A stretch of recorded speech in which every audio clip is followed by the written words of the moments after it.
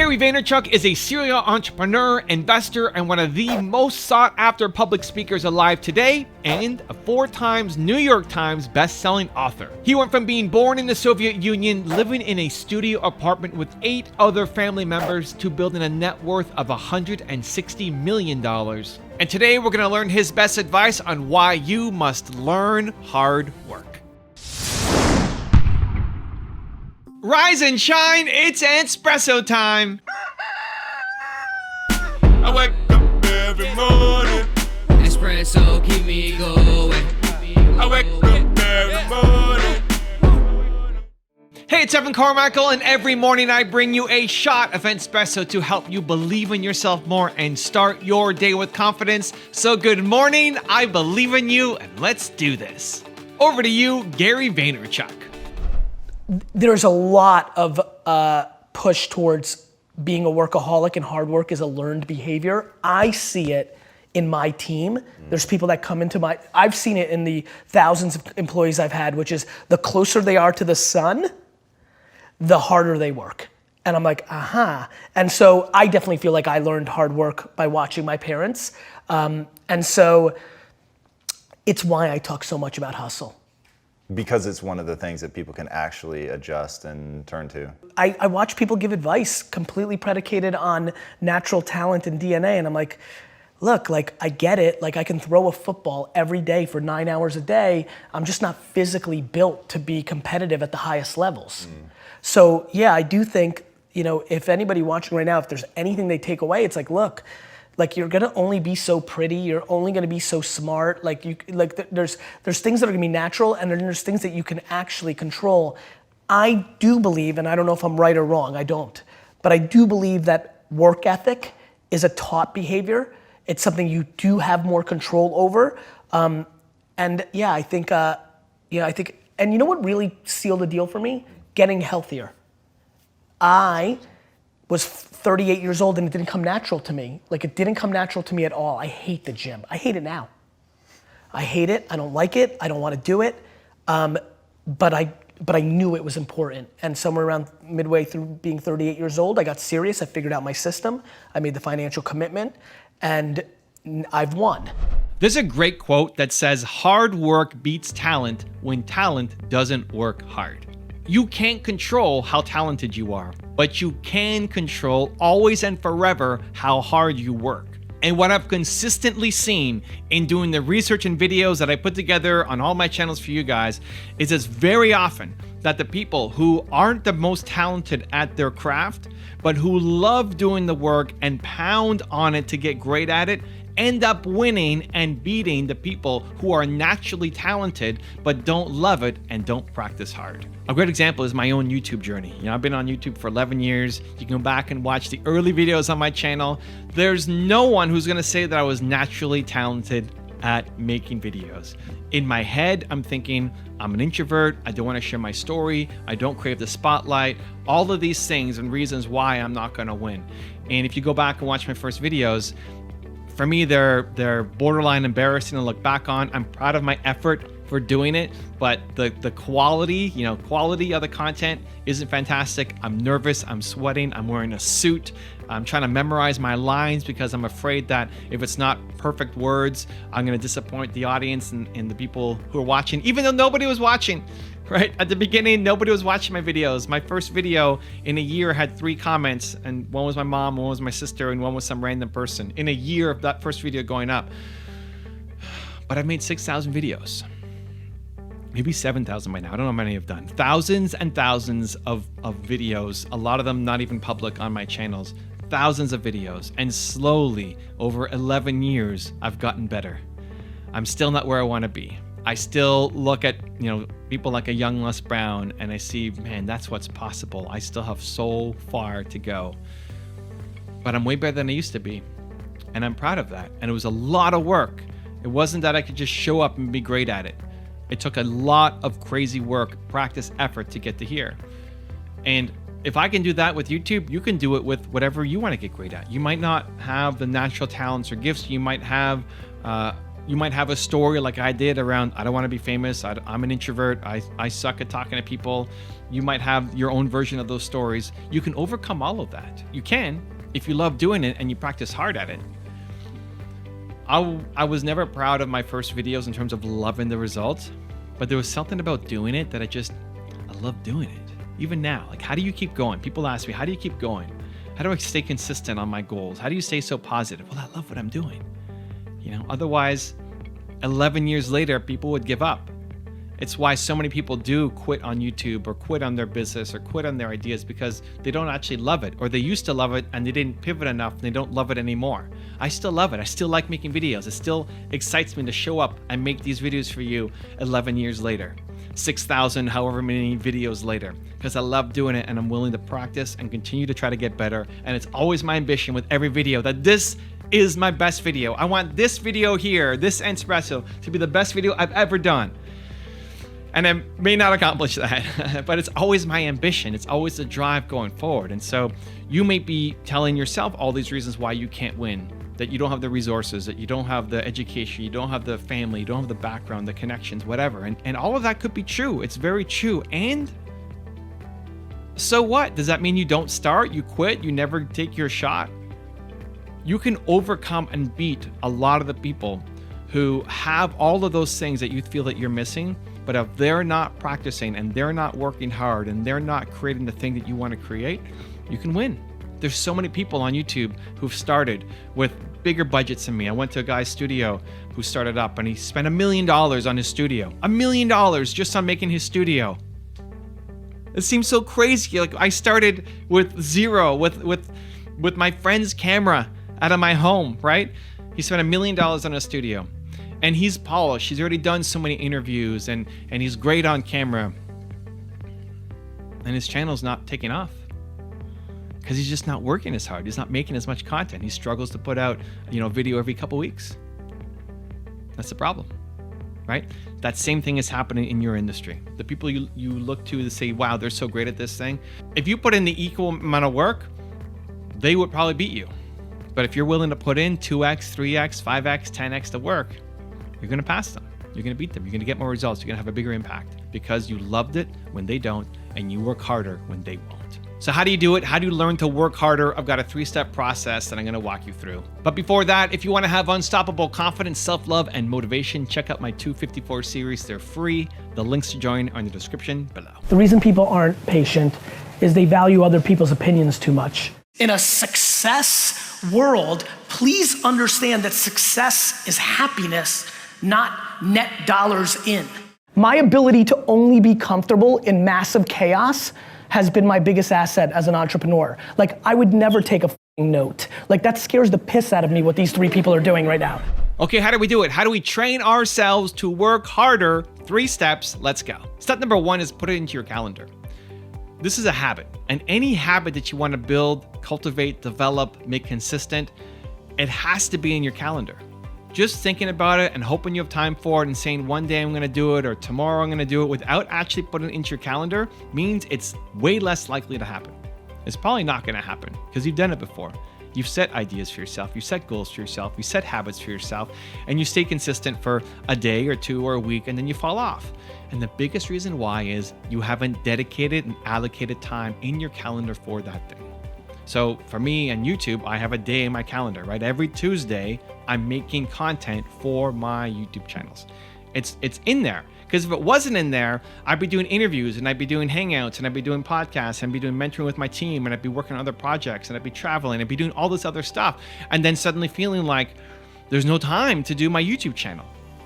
There's never just time given to you. You have to set the boundaries. You have to create it and say, this is a priority in my life. And that's reflected by the fact that it is in your calendar. So if you're not working hard enough on your thing, if you're not beating on your craft enough, if you're not practicing enough, because you don't have a dedicated practice time in your calendar. So set it up this week, set it up today. Look at your weekly calendar and decide this day at this time, every week, every day, I'm going to be doing this thing. Not just tomorrow, but every week at this time, I'm working on this thing. Put it in your calendar. That's how you make it stick. Step number 2 is get role models. chances are you are the most ambitious person in your circle, right? You are the one who's doing the most work. People look to you and say, look at what you're doing. Holy cow, how are you so dedicated, motivated, inspirational, optimistic, positive? You're chasing down your thing while they hate their lives. But you know you're capable of more. You know you're just scratching the surface of what you're capable of. This is not the final version of you, nowhere close. You might be somebody else's role model. It's now for you, who are your role models? Who are you going to surround yourself with on a daily basis to keep you pushing harder, staying motivated, continue to chase down your big, hairy, audacious goals? And so you might have somebody in your life who does it for you. I get the most of it from my own YouTube channels. I make this content for me and then I share it with you guys. So I want to be around Gary Vee every day. I want to be around Steve Jobs and E.P. Giannini and Kanye and Howard Schultz. I want to be around these people every day. And I get it through my content. Because if you wake up and you watch an Entspresso video and you learn from Gary Vee and a little bit from every Carmichael, and that sets you up, if these videos help shift your mindset and help you wanting to do more, then start your day with it. It's why I make them every weekday, so that you can start your day with some energy, enthusiasm, positive confidence, belief to help you go off and do something amazing. And if it's not my videos and not my channel, awesome. Find a different channel or read some books or listen to some podcasts. You have to get role models who push you to want to play a bigger game for your life. Otherwise, you stay just being the big fish in the small pond, knowing that you're capable of more, but being unsure of how to get there. And then step number 3 is set a daily intention. One of the things I love doing every day is I set an intention for the day. I look at my calendar, so I wake up, and one of the first things I'll do is I'll look at my calendar and see, what am I doing today? And I know that Tuesday is my YouTube day, but I look inside it and see, what do I specifically have to get done today? And then I'll go for a run. So I went for a run this morning, not listening to anything, not consuming anything, not listening to my own videos or podcast or anything, but just with the intention of, I want this YouTube day to be the best YouTube day I've ever had. How do I make that happen? And as I'm running for 25, 30 minutes as I get around, that's what's in my head. The quiet time to set the intention for where I want my day to go today. And then I don't have my cell phone. On the background of my cell phone, it says, remember your intention. So this cover art, right, is my background. Remember your intentions. Anytime I load my cell phone, it says, remember your intention. What's my intention? So what I set this morning when I was going on my run to have the best YouTube day ever. So set a daily intention for yourself. And it has to be daily. Because you could have the greatest intention yesterday and have a fantastic day yesterday, and today you're starting over. Like, this is where people get frustrated with themselves because they just expect it to carry over. It doesn't. You start over every day. So don't get upset or frustrated or think that someone like Gary Vee or even Carmichael or somebody else is that special and different. It's the daily habits, routines, rituals with that intention that set you up on a daily basis to go off and win. So you can think about it today. What's your intention for the rest of the day? How do you want the rest of the day to go? It may not happen, but if you have an intention for it, it's much more likely to happen. And then tomorrow morning, as part of your morning routine, set your intention for that day, for tomorrow. How do you want it to go? What do you want it to look like? What's your intention? What's your ambition for that day? And if you do that on a daily basis, you'll find that some amazing, wonderful, awesome things start to happen for you. Now, I've got a really special bonus clip that I think you're going to enjoy. But before that, it's time for the question of the day. I want to know, what was your single biggest takeaway from this video, and how are you going to take action on it this week? When you schedule in what day, what time, and what place you're going to take action, you have a 91% chance of actually following through versus just a 35% chance of following through if you got motivated but never wrote down a specific plan. And when you share your plan and have accountability, you're even more likely to follow through. So in the comments below on this video right here, I want you to write down your single biggest takeaway as well as your plan of action for the next week. You tend to be incredibly modest in terms of describing your talents, and you always seem to belittle your abilities to a certain extent, when clearly there's a reason why everything you do has been working out. I was reading about how you said that to a certain extent that comes from your punk rock roots. Yep, there's no other choice. In those days, there was no idea of this makes money. There's no idea of like, this is my future. It was like a week at a time. We have 5 shows. We're gonna get to Sunday. Whew. And even those days were like fraught with turbulence. And so I never really saw a future. None of us did. And some of us, didn't make it. Some of them are dead.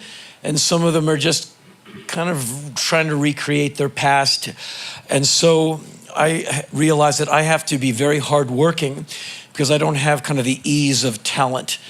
And I come from that. And I think in a lot of ways it served me very well in that I am as kind of hardworking as I've ever been, completely without confidence. And I have none. I don't want any, because I think you turn your back on the thing and that's when you get gored, is when you think, I got this. I never think I got this. I think, oh man, don't screw this up.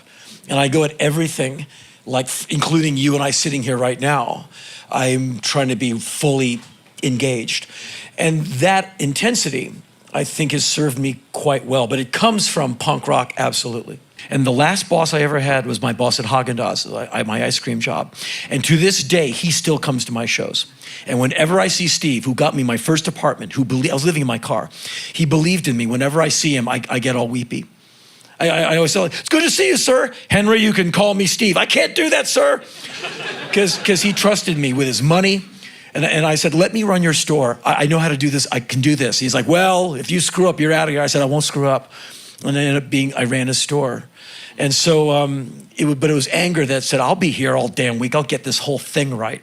I fired his staff and rehired a bunch of people who can really work. And it was out of anger. Like, I'll be back in 4 hours to run this $3.75 an hour job into the ground. And then I joined Black Flag, and I thought I was a hardworking person. Then you meet the guys in Black Flag who are so driven. You'd see Greg Ginn work 23-hour days. Like, Greg, you're still on the phone. I know. Greg, when did you eat? I don't know. Greg, when was the last time you showered? Do we have a shower? Like, the guy, we were not going to be stopped. And I kind of go at that intensity, like kind of anything I do. Like, you're a very calm, good-looking young man. Look at me, I'm a spaz sitting next to you. Like, I'm doing an interview with you. I can't help it. Focused. I'm sweating, man. And so, but I'm like this going to the airport, like 10 miles out. And so it's anger that has informed kind of my life, and unflatteringly, a sense of vengeance. Every damn person who said I wouldn't be anything, I'm crushing them every day.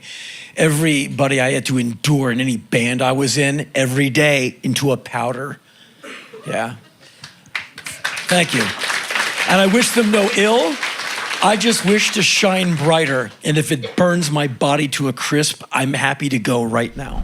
Evan, thank you so much for having a couple seconds and being able to tell the Believe Nation a little bit about Empathy Wines. It means a lot to me that you would take this valuable real estate and time on your channel to give me some love. It means a lot. It's just good karma points, and so you're awesome. Thank you. Believe Nation, if you're into wine at all, go to empathywines.com. My whole career's work was poured into producing a wine that rivaled $40 to $60 wine for 20 bucks a bottle. I'm just super excited about this subscription-based wine business. You can order 3, 6, or 12 bottles in subscription form, rosé, white, red.